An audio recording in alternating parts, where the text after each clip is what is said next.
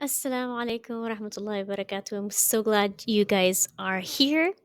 If you're new here, my name is Tasneem Nomani, and I'm a parenting coach, and I help you come back to ease, come back to that calm, and bring that joy back into parenting. So, what we're doing for the next 30 days, inshallah, is talking about the speed of trust. I'm going through Stephen Covey's book and taking tips from there and sharing with you what I've learned and how I implement in my life. Okay, so practical, real life, and I want you to start implementing that into your life, inshallah. So, how trust can change everything as a mom. So, why is building trust so important in our lives? Okay. If you haven't read his book, The Speed of Trust by Stephen Covey, check it out. It's amazing. And a lot of great, insightful chapters and a lot of, aha moments for me as well. All right. So, trust really makes daily life easier, right? So, kids who trust us cooperate with us more, right? And they argue less. So Stephen Covey says trust speeds things up and cuts down on the friction. Okay, if you're finding that this is happening daily, that your kids are lying to you, or you're catching them not, or hiding things from you, building that trust is really, really important. So, trust helps heal after mistakes. Little acts of kindness and keeping promises add up in an emotional bank account. Okay, I love how he talks about this, how we need to maintain that emotional bank account. So when we mess up or we have an argument with them, we are taking away, we're making a surplus in that bank account. Okay, so that balance helps the relationship bounce back. We have to go back and deposit that love, that care into the relationship. Okay, trust teaches by example, right? So kids copy what they see. And he talks about how trust comes from both character, doing the right thing, and competence. Okay, so showing both teaches kids to be trustworthy. Okay, so if we say we're going to do something, we need to follow through. That is number one. When we say we do something and we don't follow through, our kids lose the trust that they have with us. Okay, so when kids trust you, your advice sticks, right? So clear talk, keeping promises, showing respect helps you build that lasting influence. Okay, so communication happens faster if there's trust. Conflicts resolve quicker. Stress goes away because you don't have to repeat yourself 1,000 times for them to understand you, to hear you, to listen to you, right? Kids are more willing to cooperate with us when there is that trust amongst each other, especially with the kids as well, right? With their siblings as well. So let me give you an example of what happened with my daughter.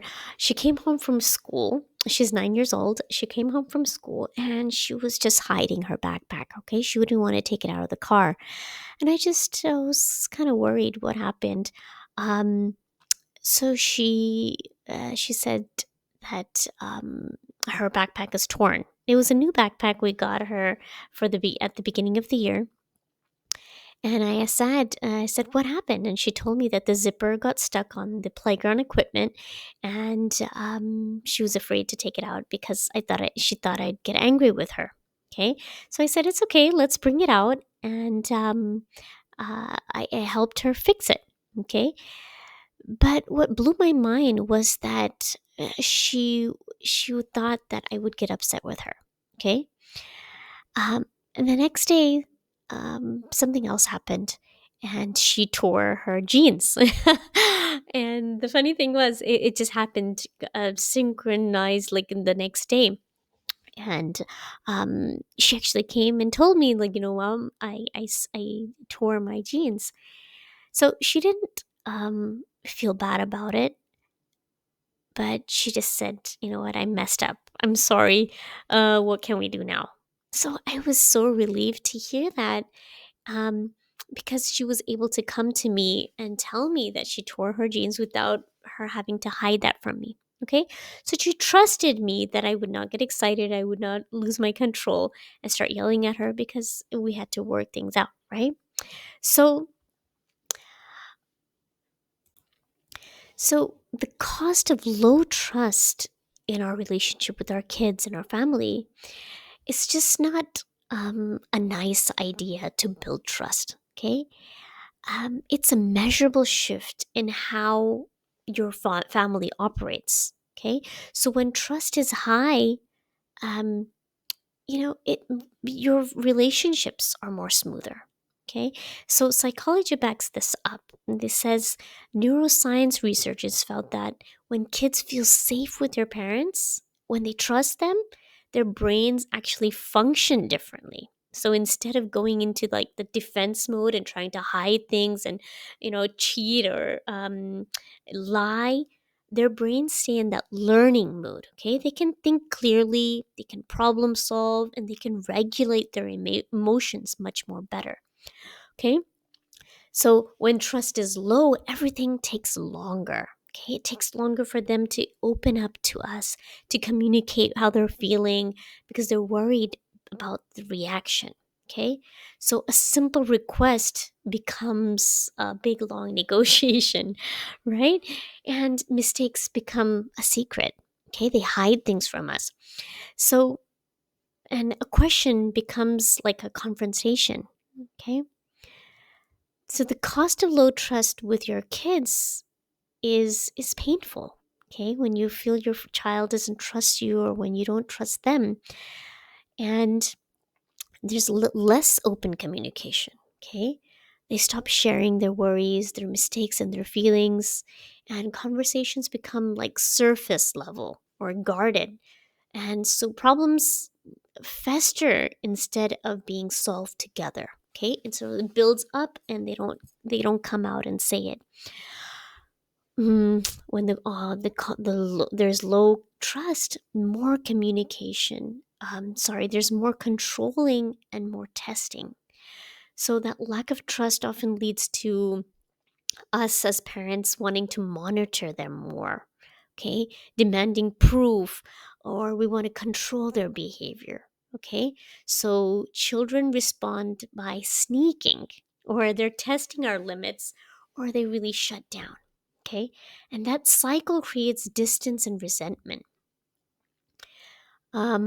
So children who don't feel reliable, they don't feel that they're reliably seen or believed, may pull away emotionally or blame or become anxious about closeness.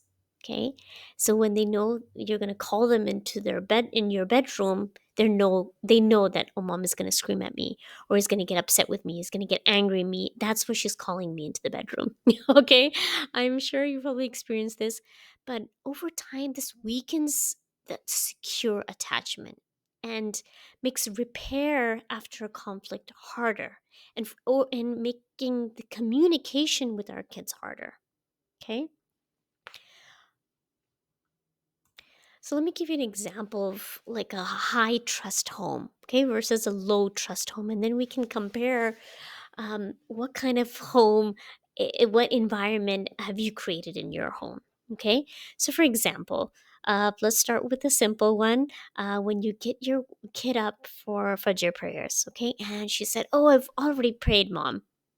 Okay, um, and you know that she hasn't prayed, but she wants to lie to you. Okay, so that's that low trust home, because she's worried that you're gonna scream at her, or you're gonna like yell at her. Another example could be, she breaks something in the kitchen. Okay, I'm using she because I've got a daughter that's 9 years old. I've got two older boys, but I know you guys can understand from this conversation where I'm getting at. Okay, so a high trust home would be, she'd come up to you and she said, "Mom, I broke this glass. I'm so sorry. Can you help me clean it up?" Okay, so as a mom, a high trust home, you can say, okay, you can calmly, I know you'd be upset, but accidents happen. Let's clean it up together. Okay. So the next time your child comes up to you immediately and comes and tells you.